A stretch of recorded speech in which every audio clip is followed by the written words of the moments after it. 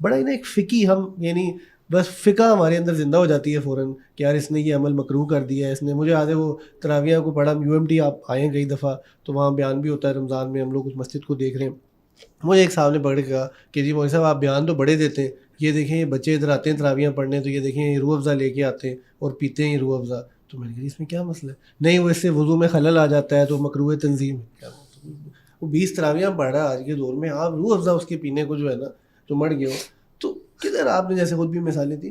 اس کا حل تو لائک یہ تو علماء ہی اگر جو ہے نا پڑھانے میں کریں گے تو کوئی بات آگے چلے گی, ورنہ آپ کیسے like legitimacy point of view سے. ایک مجھے مولانا طارق جمیل صاحب نظر آتے ہیں یعنی علماء کی طرف سے ریپرزنٹیشن میں جو ایک داعی کا حق ادا کر رہے ہیں. غلطیاں ہر انسان سے ہوتی ہیں, بے شک ان سے بھی ہوئی ہوگی اور ہم سب سے ہو رہی ہوتی ہیں, بٹ جنرلی تو اتنا سخت رسپانس مل رہا ہوتا ہے الا ماشاء اللہ کہ کیونکہ مین اسٹریم بندہ علماء کو ہی دیکھتا ہے, یقیناً ان کا ایک مقام ہے.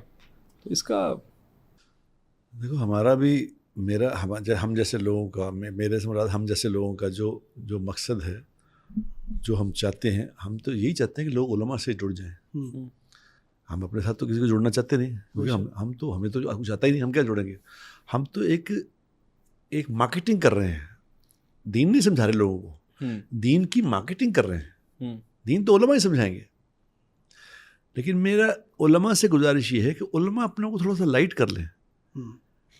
اب طارق جمیل صاحب کے بارے میں نے جو بات کہی تھی تو ایک مولوی صاحب پتہ نہیں کون تھے, وہ انہوں نے اتنا لمبا میرے پہ پروگرام کر دیا کہ تو ماما لگنا ہے تو مولوی صاحب کے بارے میں گل کی. میں نے صرف یہ کہا تھا کہ مولانا کو میں کہتا ہوں اس سے کہ مولانا آپ کے پاس بہت مال ہے, بڑے اعمال ہیں, کبھی آپ کو غلطیاں بھی کری تو اللہ آپ کو معاف کر دے گا, آپ جنت میں جائیں گے ان شاء اللہ تعالیٰ. میں کہ تم یہ فیصلہ کرنے والے کون ہوتے ہو کہ اس کو. میں کو یار میں نے محاورتاً بات کہی ہے کسی کے بارے میں کہ یار یہ مسئلہ میں دیکھتا ہوں کہ ہزاروں لوگ ہیں جن کو اللہ نے جن کی زندگی بدلنے کا اللہ نے ذریعہ بنایا ہے. تو ان کو اگر ہم دنیا میں کسی حضور اکرم صلی اللہ علیہ وسلم کی تو یہ زندگی آپ تو فرماتے تھے کہ جنتی ہے, یہ جنتی, یہ ترغیباً یہ ہمارے حضور تو اپنی پوری طاقت سے کہتے تھے ان کی بات کہنا سے, لیکن ہم تو ترغیباً کسی کو اپریشیٹ کرنے کے لیے کہتے ہیں.